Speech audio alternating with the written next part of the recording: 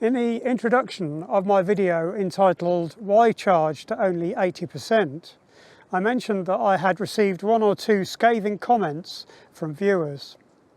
In response, one of my subscribers started a chain of comments in which people had interesting views on the subject of choice.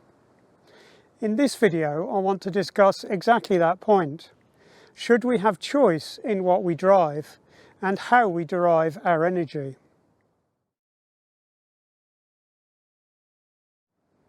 It will destroy the industry, the doom-mongers shout. It's an erosion of my civil liberties, says one. People's personal freedoms are being eroded solely to pursue a politically correct ideology, says another. The date is the 1st of July 2007, and the ban on smoking in indoor public spaces has just come into force in England. The introduction followed much outcry from smokers that the ban was impacting their rights. They should be able to choose where they smoked. This legislation was intended not to impact smoking itself, but to tackle the problem of second-hand smoke. Passive smoking, as it's called, was not only an unpleasant and inconvenient thing for people who did not smoke, but potentially a health risk for them. The ban was introduced to protect people whose lives were being affected by the actions of others. Does this make you think of any other change? So, to those comments on my video. My subscriber said, "Why do the anti-EV folk have to hate so much? Channels like yours are just explaining what life with an EV is all about, but still they need to post the same old comments." A reply came in as follows.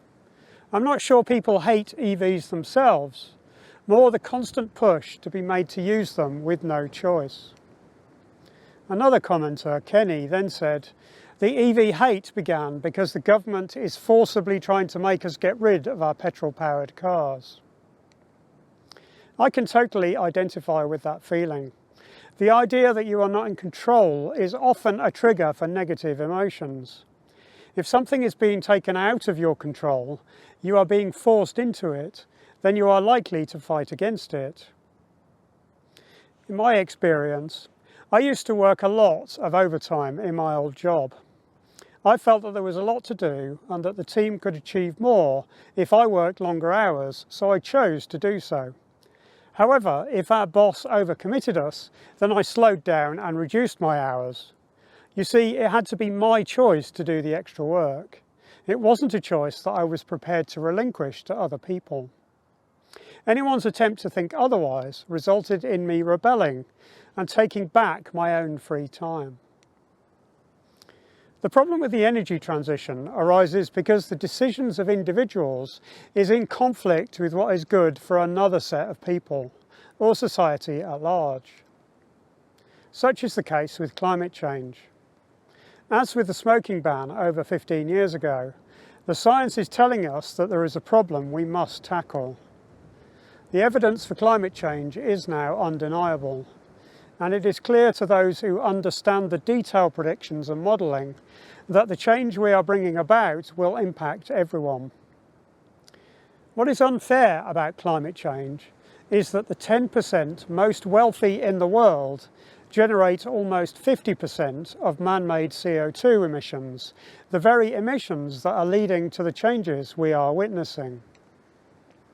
Whilst everyone will suffer from the changes we are causing, it is the least well off in our world who will suffer the most, and who are least well positioned to be able to cope with those changes, despite not bringing about much of that change themselves. This is the reason that we must act. As individuals, wanting to continue with the status quo of burning fossil fuels does not benefit society as a whole. We must come together to change our ways in order to limit the effects for everyone. History has brought us to a point in time where we have to modify our behaviour a bit. We could consider banning all personal transportation, but let's face it, nobody wants that. Alternatively, we could change what we drive, because that too is a step in the right direction. The good news is that this is still optional. A time will come when we have no choices, but at the moment the decision is ours. That is why I suggest you try an EV. Approach it with the mindset of finding out how they drive. You don't have to buy an EV yet if you don't want to. That's still your choice. But try, if you can, to open your mind to the idea that they might actually be fine, or possibly even better than what went before. In November 2020, an announcement was made in the UK stating that only hybrids could be sold after 2030. Cars have been trending towards hybrids anyway, in order to meet ever more stringent fuel economy targets. This announcement gave manufacturers clarity and a 9-year goal to aim for in transitioning us towards electrification in the form of hybrids. Manufacturers, you see, need a long time to plan and execute the transition, so this was their call to action. In September 2023, this target was changed, making the focus 2035 instead, after which only zero-emission vehicles can be sold. Having said that, the ZEV mandate encourages manufacturers to also sell electric vehicles before 2035, as zero-emission vehicles have to be the goal for everyone. This 2035 target is a long way away, so you don't need to feel pressured to jump immediately. That's not really what I am asking you to do. Instead, I am merely suggesting that you get more informed about what EVs can offer. That puts you in a better position for the transition that is coming. You never know, you may be pleasantly surprised and want to have an EV after you try one. Stranger things have happened. But if not, you know more about what you are looking for. I don't know about you, but I don't really remember much about the indoor smoking ban at this point. It wasn't as significant to me as it was made out to be at the time. It's merely a point in time when something changed, and it now seems entirely normal. Just like the indoor smoking bans, I think pretty much everyone will look back on this transition once it has happened and wonder whether it was worth all of the fuss. There isn't really anything to panic about here. This isn't going to hurt a bit. In summary, it is difficult to balance people having individual choice with society as a whole being in a good position. Climate change is a proven problem, and we have to do something about it. At this point, it would be selfish to ignore the issue. However, you still have choices at the moment.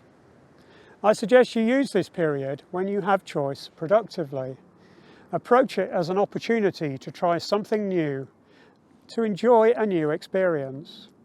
Not to buy an EV, just to drive one and find out what the fuss is all about.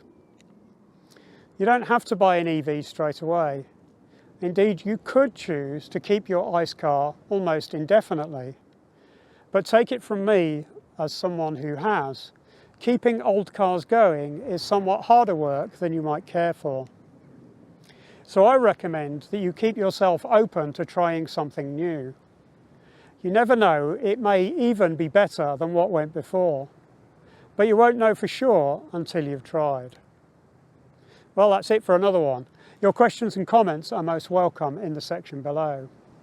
If you've liked the video, then it's a help to me if you click the thumbs up button. That shows YouTube that you've enjoyed it, and YouTube may promote the video to other people who may also enjoy it.